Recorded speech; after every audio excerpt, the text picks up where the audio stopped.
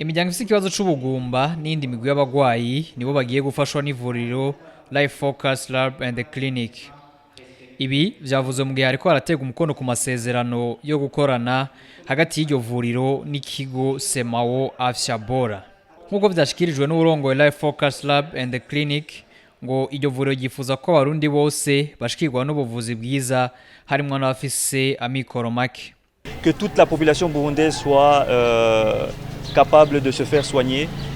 Non pas que juste les privilégiés qui bénéficient d'un soin de santé, que tout le monde soit bénéficié d'un soin de santé, parce que la santé, c'est la plus grande richesse que quelqu'un peut avoir.